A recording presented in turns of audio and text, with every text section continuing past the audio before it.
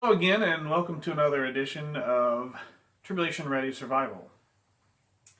Today we want to talk to you about foraging and why we think it's important. Back in 2020, when all of this started with the lockdowns and all of that, I had a dream. And in the dream, I watched as people ate until the food was gone. And once the food was gone, I saw them start drinking oils. And that included cooking oil and olive oil. And I also saw them drinking wine. And I woke up and I knew that that was a dream of famine. I asked God for confirmation that I was dreaming a dream about famine. And that morning, our family Bible study included Revelation 6:6. And this is what it says. And I heard a voice in the midst of 4 living creatures saying, a quart of wheat for a denarius, and 3 quarts of barley for a denarius, and do not harm the oil and the wine. So it also, that dream kind of put us on an understanding that we were in the end times. We were in the times of the seals being broken and the tribulation. And it also made us aware of what the poking thing is. And we fully believe it's the mark of the beast and that you should not take it.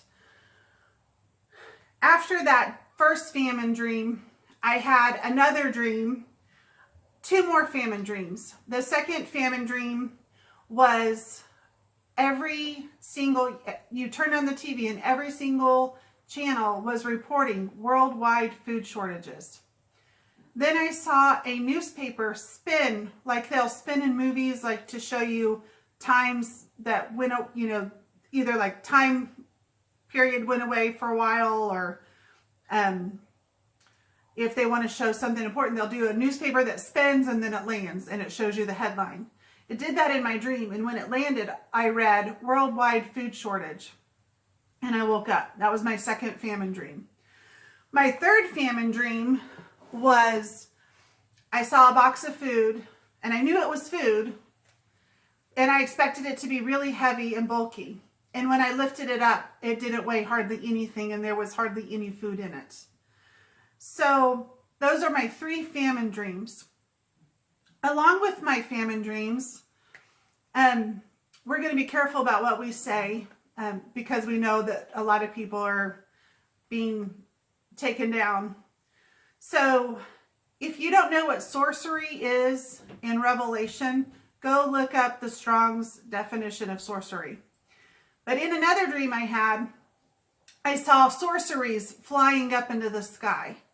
And I realized that people were going to have what they need, or they think they need, for different ailments. I think we could use the word that Strong's says. Pharmakia? Pharmakia. Pharmakia. All right, so those were my dreams that got us to the point of we are in the time of the end. We are watching the seals. I think all the 4 horsemen are all riding out now. And we believe it's only going to get worse. People are losing their jobs because they won't take the mark.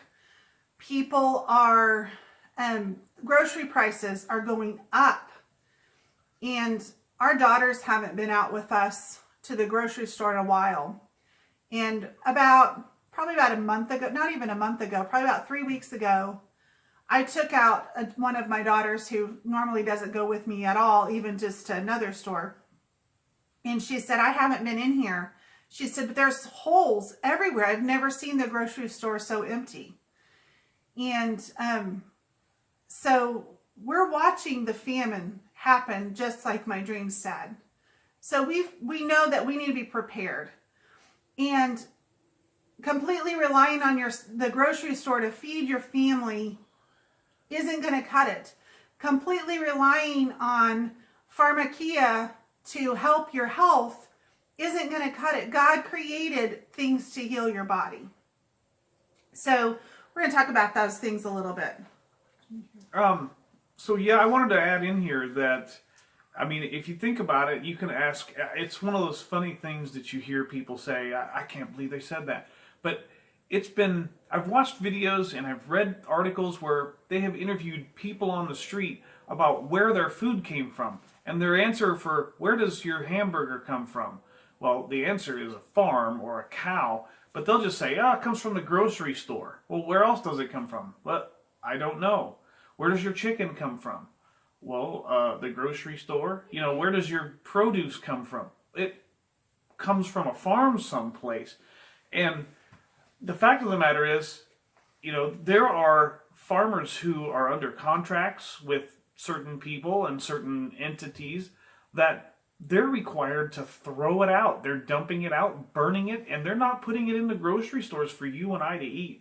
So, besides the fact that I think, and we both agree, that you should have a garden of your own. We'll talk about that in a later episode. We also think that you should know your surroundings well enough and to be able to find food around you in your neighborhood, within a short walk from your house. And so it's called foraging, was something that we have put together. It would be also something that if you have to flee, that you would be able to, hopefully, if you've studied and you know what to look for and where to find it, something that would supplement your food. You should have a escape plan anyway when it's time to flee. You should kind of know if you have a plan A, a plan B, a plan C, however many plans you have, what kind of things grow in that area. What can you find along there? Where is this? Where is that? So you kind of know, at least for a short time, of what's around you. And there is the thought that God is going to provide. Absolutely. What do you think these plants are? He's providing for you. He's providing for you now. He'll provide for you later. You just have to do some research. Of course, pray about it, but do some research and know exactly what you're doing. I will caution you that there are things that we're going to discuss here in just a moment that we're going to do and that we are doing. But if you don't know what you're doing, you need to do your own research and make your own decisions on what you're going to do. There are plants out there that look like other plants, and if you get a hold of one of those, you can get really sick or really hurt. In our case, we're doing everything we can. We're checking things 2 or 3 different ways before we even think about doing anything. And we also have somebody who will refer you to her YouTube channel, who's also giving us a lot of very good information. Yeah, I kind of lost my train of thought, guys. Sorry. So what we did was we decided that we were going to forage our neighborhood. And we discovered there was a couple things that you need. One, you need some plastic bags or paper bags or whatever, jars, a bucket, something to put your foraged items in. I would also recommend a good pair of like kitchen scissors or a sharp knife, and maybe even if you have sensitive skin, a pair of gloves, because sometimes you reach into a bunch of plants and things are all bunched together.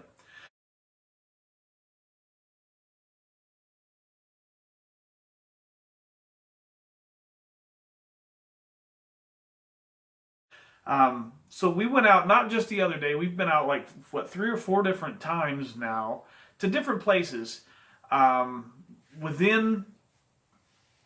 furthest we went was 30 miles when we drove to another town because we knew for a fact there was a food source there. But most of what we have got here, and we're going to show you that we found, came within 10 minutes walk of our house. So let's start with the medicine stuff. Sure. Okay, so my friend Sherri Ohler is who Mike was referring to earlier.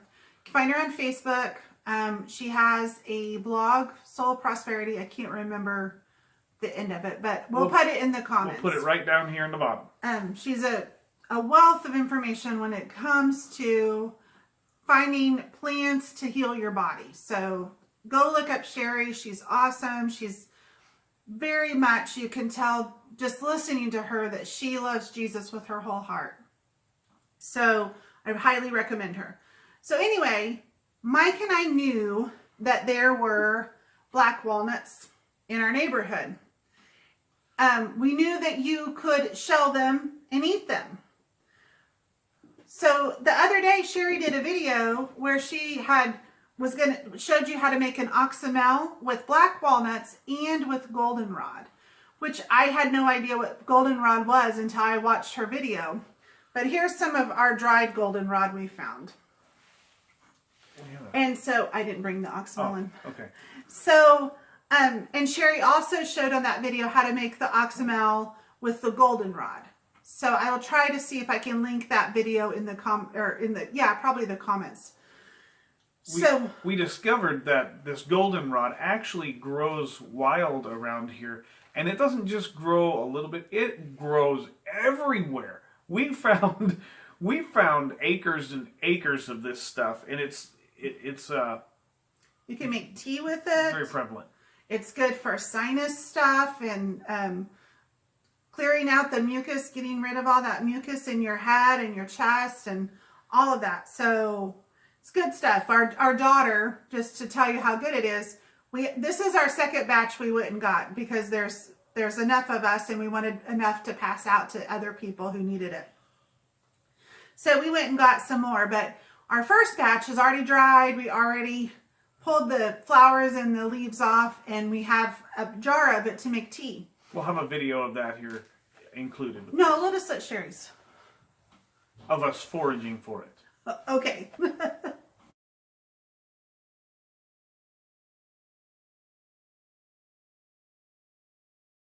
So we're out foraging, and we found some goldenrod out here. It grows wild around here all over the place. It's really good to have a stick with you like this so you can kind of feel around and make sure there's no snakes in here.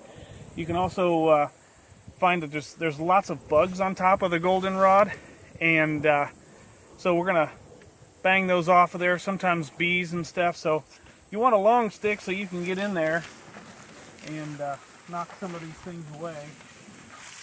Some milk thistle there, and you'll see these bugs.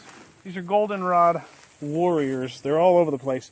They actually will sting you, but they don't normally mind people. So you just knock them off. And now you're far enough away. Stick down. Got my bag with me. And now that it's clear, I'm going to come in, cut off the one I want. And there's other bugs and bees and stuff out here, but they usually don't mess with you too much. And let's see. There's a good one right there. Bugs haven't come back here yet. And Sherri told how to make the tea with it and how to make this oxymel with it.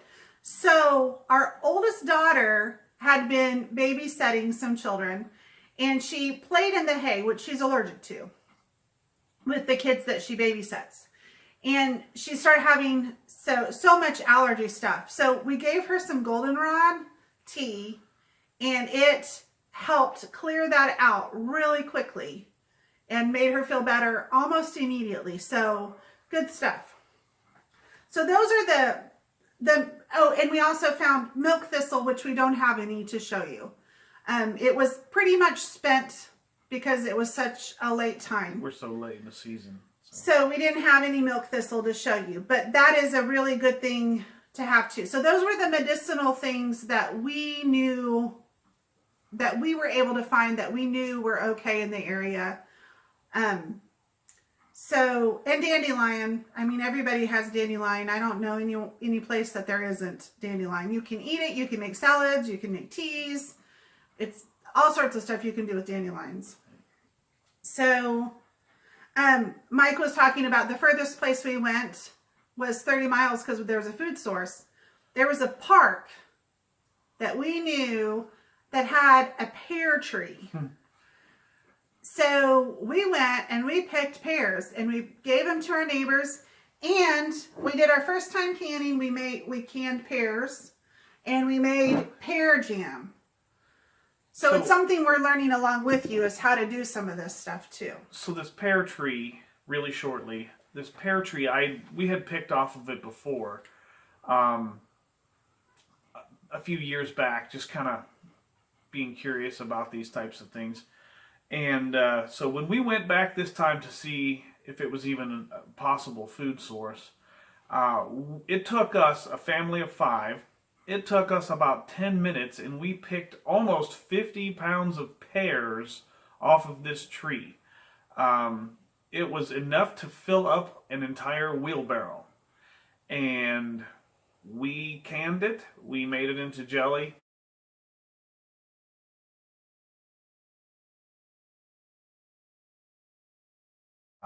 And that tree still exists. It's probably 50 to 60 years old, I would guess. It's very large, right next to a creek, and it's probably going to be there for several more years. So we know that next year, that's exactly where we're planning on going to.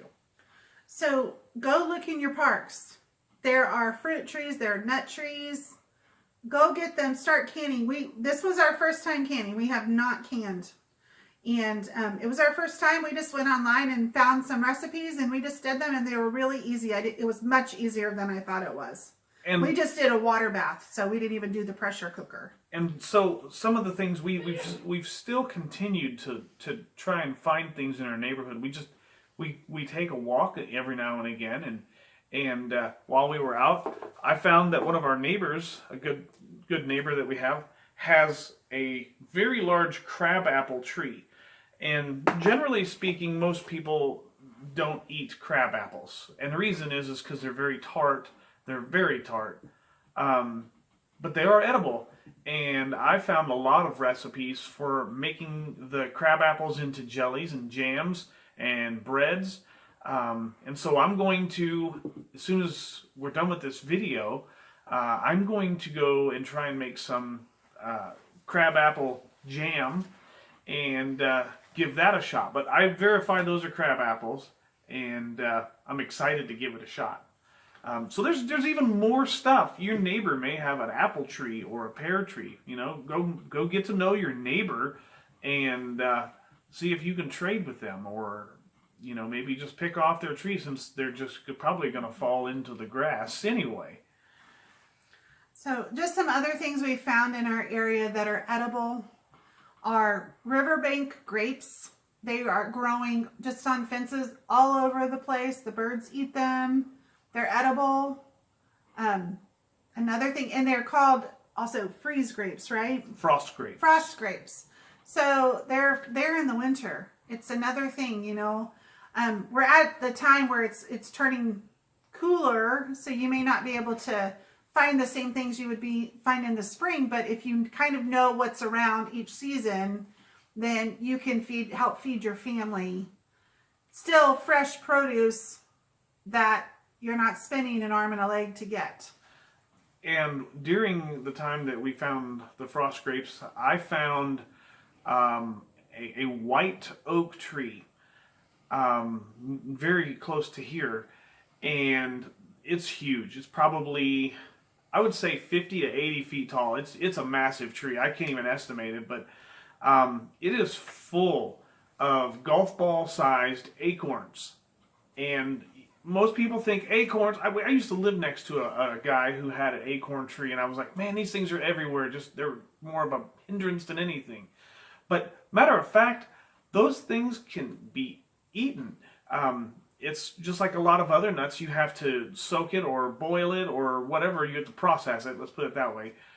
You'll have to learn how to do that. And I'm going to do the same thing.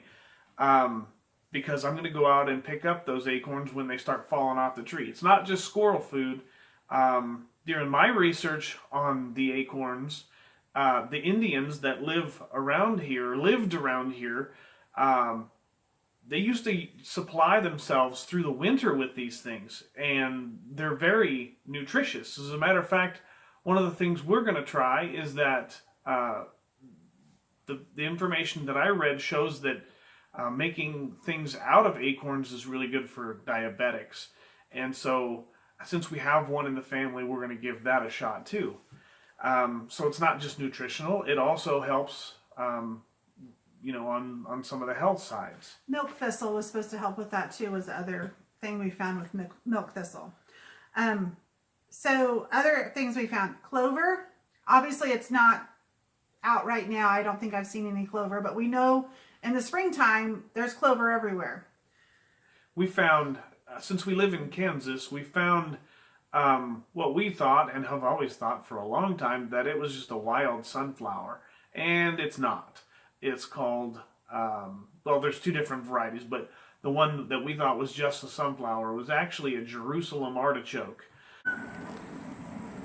Okay, so just a few feet away, just ignore that dog, but just a few feet away from where we found the milk thistle, we found an entire row of Jerusalem artichoke. And we're not going to be able to harvest those until after the first frost, so we'll come back later, maybe in a month or two after the first frost, and then we'll dig them up and get some of the roots. It's a root flower, so they're very pretty and supposedly really tasty, so we're learning and we're going to try some new things. I'm excited.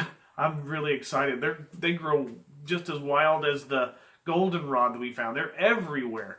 And on public land, of course. We're gonna start digging for some of those. And on the side of the highways, look what you have all around you. So some things that maybe in your yard that you didn't know were edible: lilacs, roses, hoistas, marigolds, nasturtium. I can't even say it. Oh, That's my a hard goodness. word. By the way, they're very spicy. Nasturtium is very spicy. So even if you have planted a food garden, which we have, we started realizing there's other food sources that we had no idea were food sources. So look around what's in your yard and see what's edible. So with that, we wanted to let you know that we're still trying to hit 50 subscribers. At 50 subscribers, as mentioned in the previous video, we are giving away a life straw so that you can throw it in your bug out bag or your SLB. And so 50 subscribers. Let everybody know what we're doing, what we're trying to get you to learn, and learning along with us. We appreciate that. And we'd also want you to subscribe. Also, if you have anything in the comments that you want us to look up or research, or if you have questions, we would love to be able to do some research and give you a good answer. If you have a prayer request, let us know. Sure. We pray for people all the time. Sure. And I'll tell you what, we will keep you posted on some of the things the crabapple jelly. We'll keep you posted on some of the things that we're doing here. And we're going to continue to try making content as much as possible